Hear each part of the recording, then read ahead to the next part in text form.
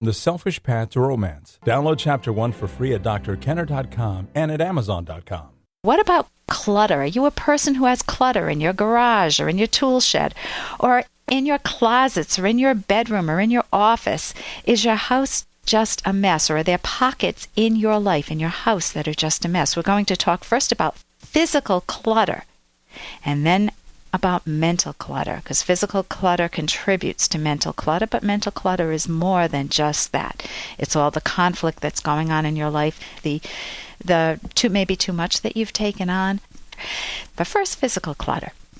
Now, recently we had carpenters come into our home, and they were replacing ceilings. So ceilings mean that rooms needed to be emptied. And that made me come face to face with all of my college notes, with all of my high school notes, with all of my junior high school notes. We didn't even call it middle school back then. With clothes from junior high school, with things that I haven't gotten rid of yet. And I had to take a look at them, including all my old textbooks and tons of books that I've accumulated over the years, most of them without the binders broken, even though I read a lot. And I had to say, this is really troublesome. I'm face to face with all this clutter. What am I going to do? I took all my clutter from my office, all of my radio notes that I've had for years and everything. I just stuck them in my bathtub. So now I have the bathtub problem. It sounds like a Dr. Seuss story. So how do I clean the bathtub? Well, the carpenters needed to get over the bathtub, so I had to clean it out. I took everything out of the bathtub. It was a mess. I didn't know where to begin to start cleaning all of these papers from courses that I've written. You know, I've been very productive, but I haven't cleaned up after each project. I just move on to the next project. So I just started to go through things and toss and toss and toss, and it became wonderfully contagious. My husband and I looked at our bookshelves and saw great books there that we knew we would never read. We haven't read them in decades. We put them in like Rubbermaid containers and just just took tons of books out of our bookshelves and just kept the ones that were special to us. And we started offering them to friends, and we'll bring the rest of them to a library or donate them. So think about your own life. Where is the clutter? The first thing that you need to do is to do what I did. Hey, I got to interrupt this because we've got to pay some bills. 30 seconds, that's it. A very quick ad, and then Ellen will be back. Romance. Ugh, I wish guys knew more about what we want from a relationship. Boy, I wish I knew more about what I want. Where's that ad I saw? Here it is. The Selfish Path to Romance.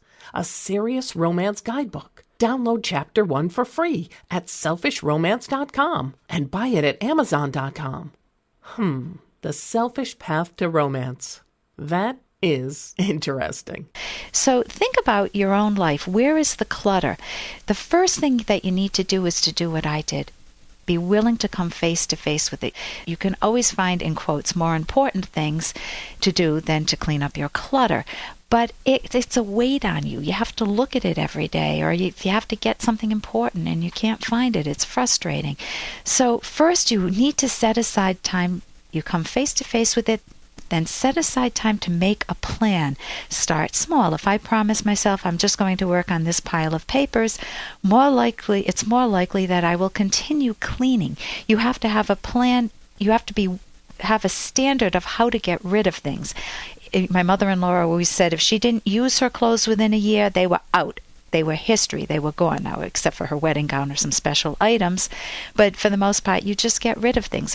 If we didn't read books in decades, they're out of here. We can always buy a new book. So you want to take a close look at your own life and have a plan. Put aside time, as if it's a date with yourself. Put aside time and then make a specific plan. What is it I want to clean? When will I clean this? Where will I begin? How much time am I willing to commit to it? Focus on the positives at the end, the pot of gold at the end of the rainbow. What will it feel like to have this room cleaned, or this bookcase cleaned, or my desk totally clean? Milk that feeling, because you want positive motivation. You don't want to be motivated by duty, like a critical parent standing over you saying, "You've got to clean your room today. You're not going out until you clean your room." You don't want that. You want, I can't wait to clean my room because I can't wait to walk in and to see everything orderly, my bed made, books on the bookshelf where they belong, and not a whole bunch of papers scattered about, my bills all paid. You want to give that to yourself. So I'm Dr. Ellen Kenner. You're listening to The Rational Basis of Happiness. A few words on mental clutter. You can have, we talked about physical clutter, you can have a lot of things just bopping around in your head, totally disorganized. And such as, what about my relationship? What about my kids? I've got all these problems. I've got to get a cake made for the PTA bake sale. Notice the cake for the PTA bake sale is the one that will take priority because it's the easiest thing to do. Getting your car washed is much easier than dealing with a marital problem, but it all clutters your mind. So it's the same type of skills. You need to set aside time to plan, to think. That's the key. If you take anything from this, it's setting aside time to think. What are my top priorities in life? Jot them down. If the marriage is the most painful issue, what is it about my marriage? Not just prioritize, but get specific. That my husband and I don't communicate. Well, how do you improve that? Do you want to put aside time for therapy? Do you want to buy a book? Couple Skills is a book on my website, drkenner.com, that you could get to work on your marriage. Is it your kids? Do you need parenting books? There are also books on my website that I recommend there. But you need to get specific about what's cluttering up your mind. Is it that you're dealing with elderly parents and you don't know whether you're right or wrong to visit them as frequently or infrequently as you do? Those are the types of things that will clutter your mind. You definitely need to prioritize, get specific, and then move into action. Action begets more action, so hope that helps.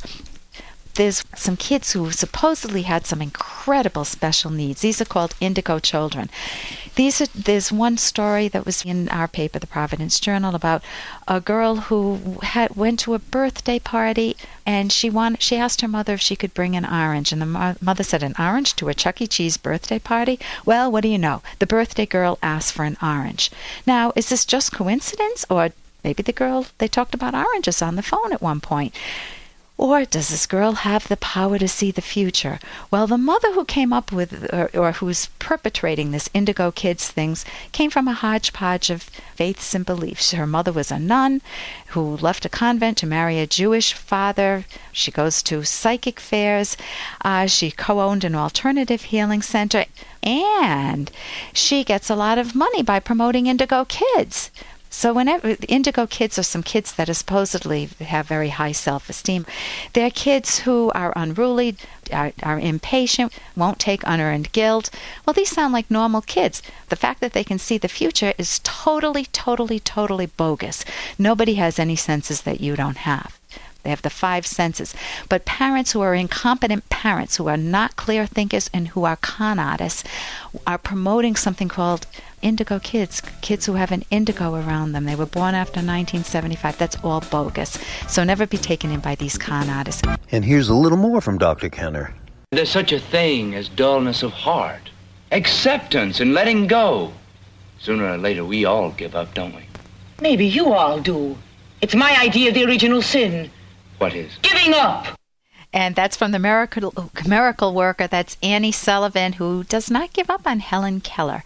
So think about your own life. Are there people who have been on the sidelines saying, we all give up, don't worry about it, honey, and they try to make it sound palatable, sound good, that it's okay to give up on some really important dream in your life that's still doable, that you're aspiring to, but they say, just relax, enjoy life. Well, guess what? If you relax and enjoy life by giving up your goals, I will guarantee you that you will not enjoy life. If you have rational goals and you give them up, you will feel the intense, almost knife-like pain of self-betrayal. You'll know that you gave up your goals, and you'll look at people who are pursuing their dreams, their goals, whether it's in hobbies or careers or romantic relationship, and you'll be jealous, you'll be envious of them, and then you'll coax them. Oh, you should relax, take life more easy, don't be so productive. Just sit back and smell the roses sometime. You'll be telling them the same things that people told you. So never buy into that. It's your life, it's your only life, and so make the most of it. For more Dr. Kenner podcast, go to drkenner.com and please listen to this ad. Here's an excerpt from The Selfish Path to Romance by Drs. Kenner and Locke. Modern life is often hectic, especially for couples with children, and even more so for dual-career couples with children. It's nearly impossible to become sexually aroused when you are exhausted. A Newsweek article on sex and marriage told the story of Maddie, who had enjoyed sex with her husband Roger, but her increasingly busy life, children, career, and so on, left her too tired for intimacy. In an effort to be romantic, Roger would typically light a candle in the bedroom, but Maddie told Newsweek, I would see it and say, oh God, not that candle. It was just the feeling that I had to give something I didn't have. Sex was low on Maddie's priority list and had become a duty, an unwanted obligation. Being intimate out of self-sacrificial duty when you're tired is guaranteed to take the joy out of sex. Download Chapter 1 for free at drkenner.com and at amazon.com.